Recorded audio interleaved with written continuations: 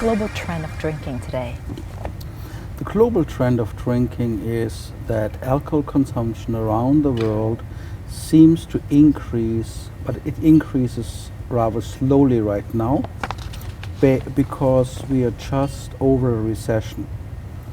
The alcohol drinking is very much linked to wealth, especially for low-income countries. The richer a country, the more alcohol is consumed. And so if the economy is increasing quick, then we also expect alcohol consumption to increase. Is there any difference between developing or developed countries? Yes, very clearly. Overall, alcohol is mostly consumed, or the most alcohol is consumed in high-income countries. European countries, North America, Japan would be global leaders in drinking, and alcohol is least consumed in the least wealthy countries, in the low-income countries. There are exceptions to this rule. Saudi Arabia, for example, for religious reasons, does not consume a lot of alcohol, even though it's a very rich country. But overall, this would be the general picture. But people in poor countries, do they spend more percentage of their income on alcohol compared to those in richer countries? Absolutely. For example, if you would like to drink one bottle of beer in India, it could cost about the salary of 4 days just to drink this one bottle of beer. In Germany, even a worker has to work less than 10 minutes for one bottle of beer. So this is huge differences. And that also explains, of course, why more alcohol is consumed in rich countries compared to poor countries. Why are more people consuming alcohol? I think a lot of that has to do that the lifestyle of some of the richer countries is being copied from other countries. You know, people all over the world try to achieve the lifestyle of Europeans, of Americans, etc.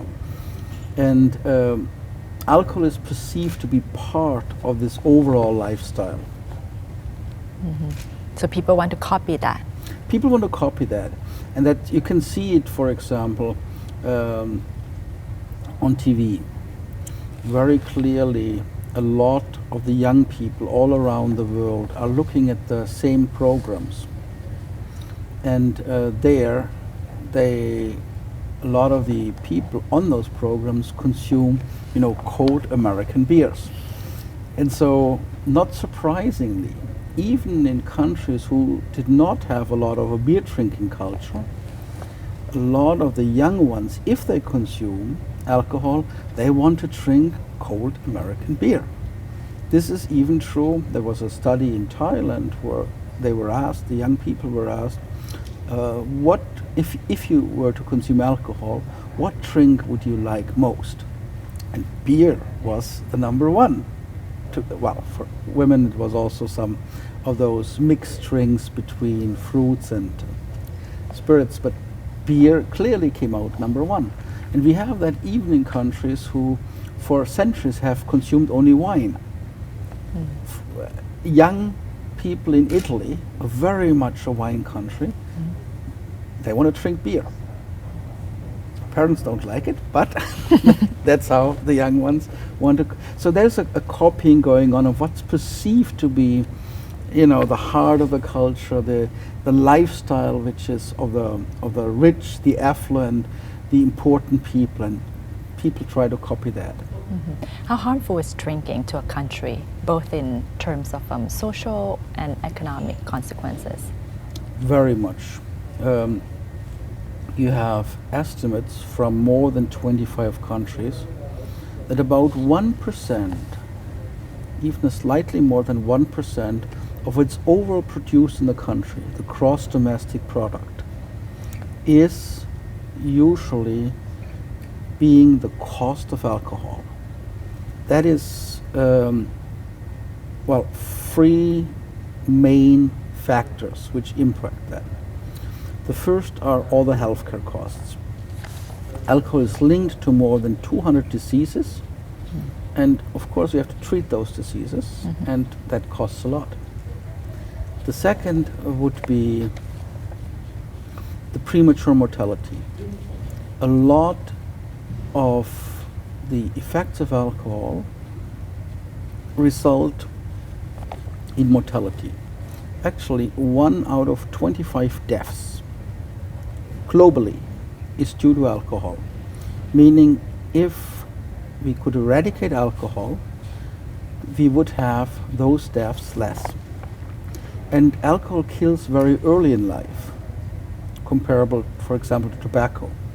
Tobacco deaths in most countries are 65 and older on average. An alcohol rate death is about 20 years younger. It kills a lot of young ones. It has a lot of consequences with accidents, traffic crashes, etc. And that's of course a huge cost, because if somebody who is 25-year-olds who the state has invested already in this person to get them an education, they're just starting to pay back to society. And if you're killed then, that's of course a huge economic burden. The third factor, which is very important, would be the disability, which is resulting from alcohol. Other social harms are much harder to quantify, but family violence is a huge problem related to alcohol. And all of those problems sum up to have a very high economic and social burden. Are there any examples of countries that do well in controlling alcohol consumption? Italy has had a consumption which was more than 4 times of what it is now, only 35 years ago. So it basically went down, down, down, down, down, down, down. And that is clearly a very successful strategy. A lot of that has, however, been globalization and not explicit alcohol policy. Italians used to drink twice a day, lunch and dinner. With globalization, with the global market, with the requirements of more people living in cities and no longer being in the country, of course you cannot drink at lunch. It's no longer possible to have a very big lunch and drink 2 glasses of red wine, then you wouldn't work that nicely in the afternoon. And so that is part of what was going on in Italy. But also there are clear countries which do have a pretty good alcohol policy. Quite often countries start alcohol policy too late. You know, when they see all of those burdens, then they come and do the alcohol policy. And then they say, okay, we brought down alcohol from a level of 15 liters to 9 liters. It probably would have been much cleverer if they would have stayed at 9 liters in the first place and not gone up to those high levels. But that's, politicians react often, more often they act. You know, so often if something is perceived a problem, then policy comes in. However, policy would be best if it's actually used beforehand. Are women drinking more today? Yes. Very clearly, globally, one of the trends is for women to drink more than they did 10 years ago. In fact, most of the gains over the last 10 years are in women. Gains of drinking. We do have a situation, women in every country drink less than men. There's no country in the world where women drink more than men. However, in some countries they're getting close. Oh. So, very much so, the alcohol industry has been very clearly also targeting women. So while it was before, it was targeted towards young men, now a second target become women. What types of policies or measures should be implemented to combat drinking? Well, there are two types of measures which are very important. First, let me say that even though the most popular are educational campaigns or going to schools, they have really the least evidence associated with them.